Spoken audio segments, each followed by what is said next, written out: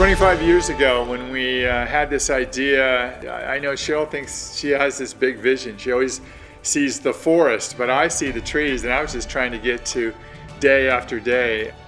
I thought that we'd be successful, but I had no idea that we'd have eventually 500 dealers across the world that know and love Cannonball. Yeah, I envisioned it. I'm a visionary, I guess. Yep. But I'll tell you something I didn't envision, and that is all of the wonderful employees that we have. It's amazing. We absolutely could not have done it without them. And also our dealers and our distributors across the world. That is the great blessing we have, that we've been able to get to know all of them. The great family that they are to us. This is such a small industry, and they're family members. They're all dear to us.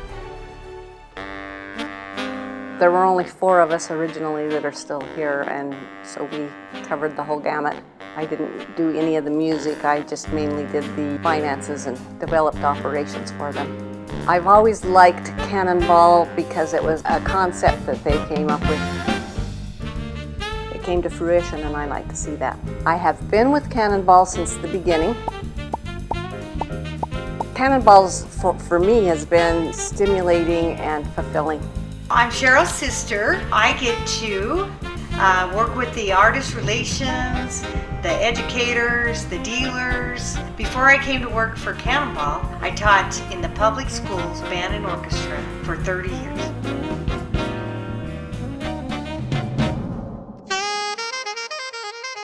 I met Tevis and Cheryl Lockett 20 years ago. I was teaching high school band and orchestra, and I taught their kids in my program. And one summer I was looking for a job, and their kids mentioned that to them, and that's how I ended up working for Cannonball.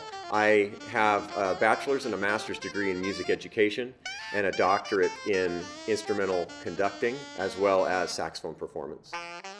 My main job is to acoustically adjust the altos and soprano saxophones. Long ago, we figured out that if we change the inside of the instrument by manipulating the metal, that it changes the characteristics of the tone of the instrument.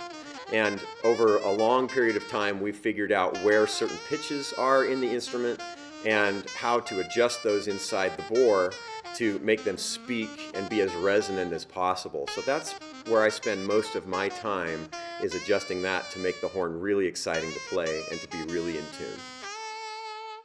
My role at Cannonball is as the production manager, oversee the process of all of the customization to make sure that everything gets done on them. You know, for example, engraving and the regulation process until it's ready to be packed up and shipped out, and then I hand it off. I got a bachelor's in music from Brigham Young University. I was in the Philharmonic Orchestra for several years. My major instrument was the double bass.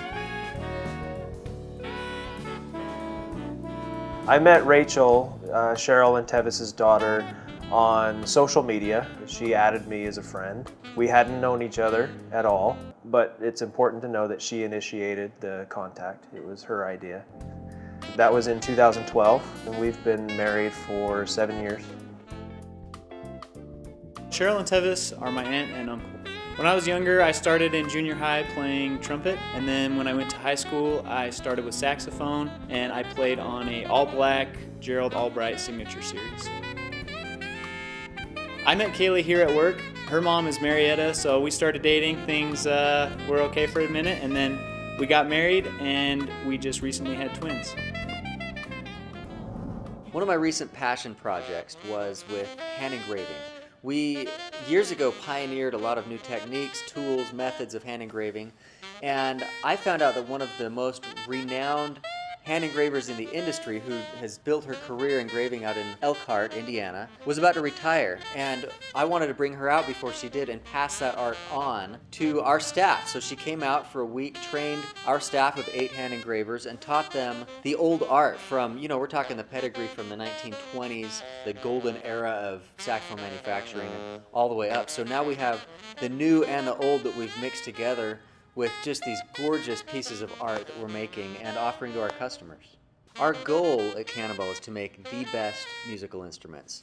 That's both with acoustics, the way they sound, ergonomics, the way they feel, and construction, the way they're built. It's very important to us that they're sturdy, that they hold up. We use the best materials, and for a customer, that means that you're going to have something that lasts longer. You don't have to take it in for repairs as much. As a player, it's something that you pick up, you put your mouthpiece on, and it is just fun to play. It's something that's exciting and something that you look forward to either bringing home from band to practice or pulling out of the case or taking on the road for a gig. And as musicians ourselves, we want something that is the most exciting instrument that does the job for you. Cannonball is such an innovative company. They're always improving their instruments. The people who work at Cannonball are as wonderful as the saxophones that they make. It really feels like a family.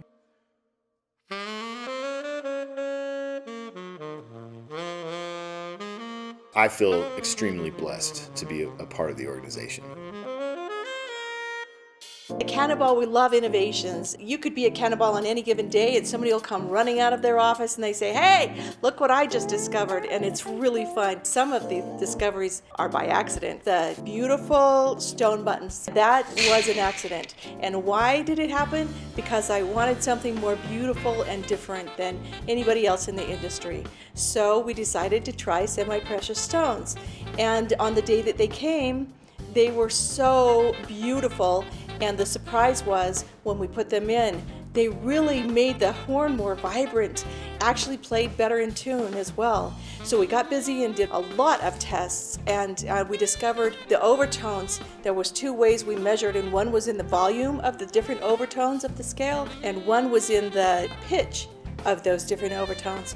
And that changed with these stones. We applied and received a utility patent for those beautiful stones. They actually do make the horn sound better. We have over 30 patents and trademarks that belong to Cannonball.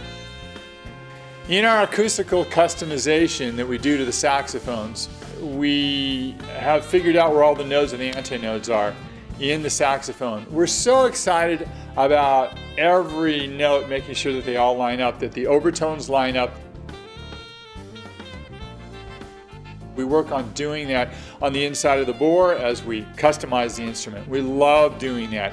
We can change all kinds of things and make it exciting for the player. A lot of times we go home at night and we think of the different things that we want to try, and sometimes we actually dream about them. We come to work and we think, why don't we try that idea? And one of them was this fat neck.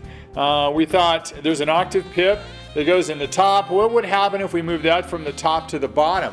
What would it do to the sound? Would it change things? And so immediately we took a neck and ripped out the octave pip and actually drilled a hole in the bottom. We didn't have a key for it at the time, and so we used our thumb as an octave key. And wow, it was just amazing, and the difference in the timbre and in the sound. We're all about timbre and sound at Cannonball, and so it gave it a little bit more bottom on the sound. It took a little bit of the brilliance out of it on the top end, and we just love that. So in our big bill saxophones, we actually have a fat neck and an original neck.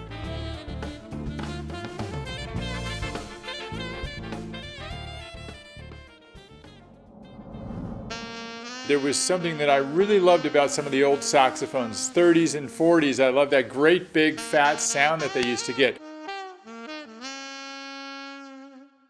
One evening I can remember taking one of our bells and actually taking a hammer to it and actually pounding it out. When we started in our basement, I fashioned it on the horn, and wow, there was this totally different sound. The timbre was really even and nice, and we actually did several different samples of that, and we ended up with a bell that we now call the Big Bell. It's been very popular, and not only do I love it, but a lot of people do.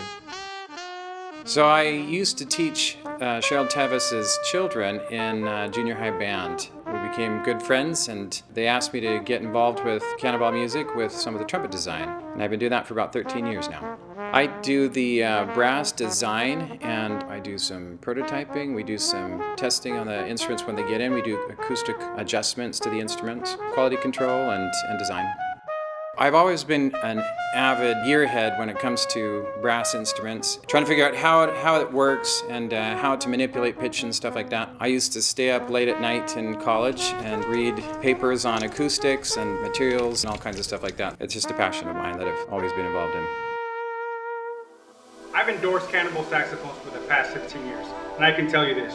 In any situations that you're put in, whether it be studio or live performances, these saxophones perform. I'm extremely grateful and blessed to be able to use this incredible brand. So a few years ago, we were trying to figure out a way that we could show that we aren't just people that run a saxophone company, but we're professional players ourselves.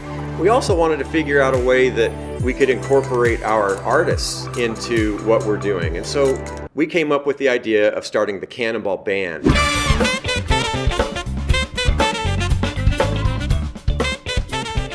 And it's just been a blast because we get to stand up there with people like Gerald Albright and Eric Darius, and we get to make music at a high level.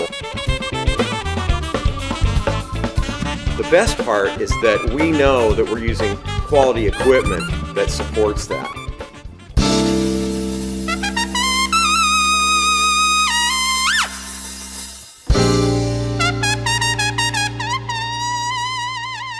What we do is not a job. It's people, it's interaction, it's changing lives, it's creating music, it's great experiences.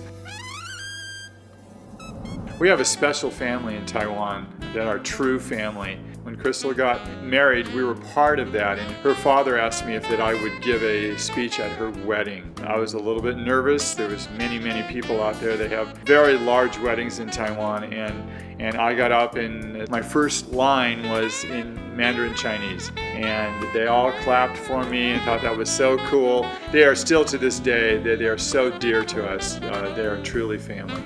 Gosh, 25 years, here we are. It seemed like we started yesterday. Thank you to everybody Thank you. who's been involved in this. We just appreciate you so much for being on our journey with us and helping us all along the way.